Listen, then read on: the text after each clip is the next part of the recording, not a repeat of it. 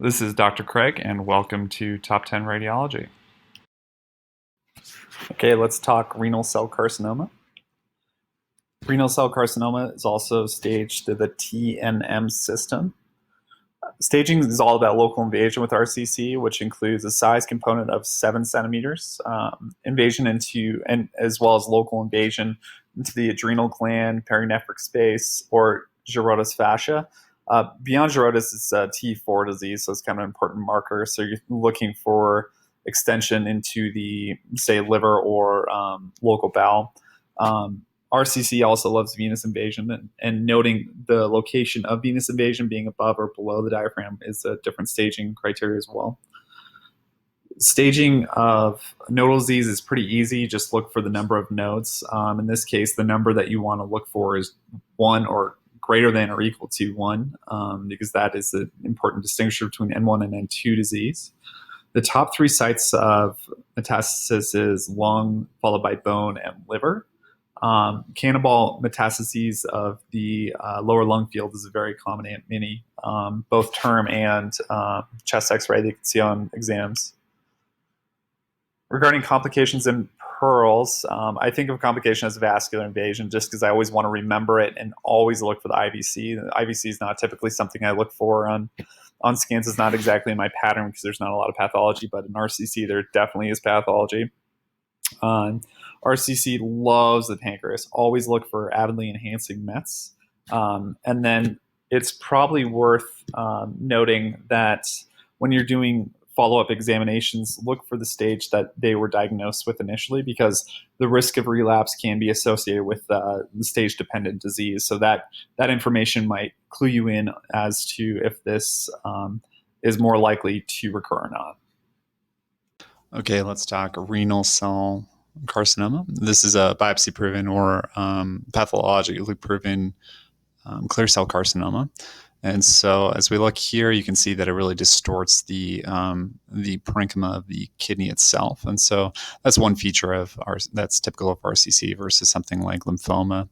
And so because measurements are important on this, I threw a measurement down, which puts it at 11.4 centimeters, which is greater than the size criteria that upgrades it into a different T stage. Now I want to look for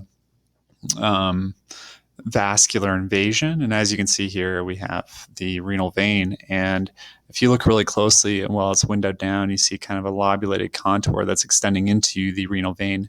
But it doesn't look like it's going anywhere past that. So this is below the diaphragm.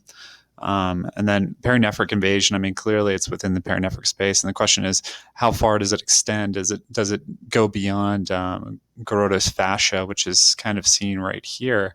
And so you can kind of see bulging of the fascia itself. You can't really exclude it based on that. I would just mention in the bottom of the report that there's bulging of the pararenal space on the anterior left there, as it's shown. And then I'm looking for adrenal, anything adrenal there. So for nodal staging, I'm trying to find any type of abnormal lymph nodes kind of in the retroperitoneal space. I can't really find anything too large. This is a small little guy right here that kind of has a normal reniform shape, but because it just kind of stands out from everything else, then I would just kind of mention it in my report. I don't know if I'd even bring it down to my findings, though. So after that, I want to think about metastatic disease. Again, lungs are most commonly found in the lung bases due to hematogenous spread. I don't see any large pulmonary nodules here at the lung bases if I'm doing a quick run through. And then I want to look in the bone and liver, because those are the next two. This person doesn't have a very good coronal view or sagittal view, but based on a quick appearance here, it doesn't look like there's anything invading or any lytic lesion. Anytime there's renal cell carcinoma or any actual bone lesion, it's really important to kind of look at the spinal canal here, because if you're not looking there, that's one really important part of the body is the spinal cord, as you can guess. So you want to not miss anything abnormal there. And while the sagittal view might be really good for evaluating it. It can just be a really quick, easy view as you kind of scan here, looking for anything abnormal.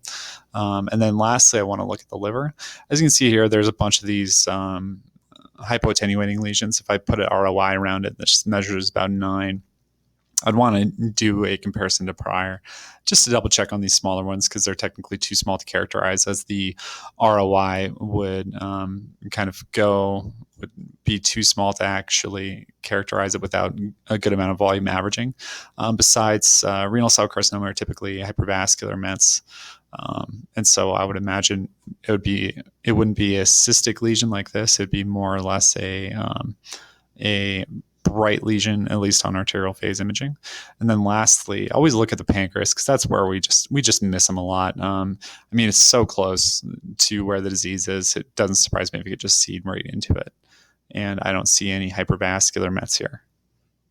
Okay, here is a good view of a post nephrectomy case. And so I just wanted to utilize this to show the metastatic pattern here. So as you can see here, you're looking for any type of nodularity in the surgical bed. It's important to note that anything that shows up new from baseline, as in baseline post-nephrectomy, that's what you want to report on. There can be a degree of nodularity in it in the post-operative state. To me, I don't see anything. You can see here that the adrenal gland is more elongated, and that's kind of a typical appearance because it doesn't have the kidney in the near vicinity. Okay, so looking through, I'm going to look at lung bases. Again, lung is common. I don't see anything. There's a little bit of atelectasis here, a little bit of atelectasis here. We'd probably do a dedicated chest CT if we're actually going to be evaluating for restaging purposes. As you go here, as you go through the liver, you're going to see something tagged. And so this is a very bright lesion. And so in this case, to me, if a patient has a history of renal cell carcinoma or melanoma or neuroendocrine tumor, any type of lesion that typically gives us this bright appearance, this would be highly suspicious for malignancy. Hemangiomas just don't get this bright. Hemangiomas would typically follow the blood pool in this case. And so to me, this is a little bit brighter. Well, actually, it's more equal to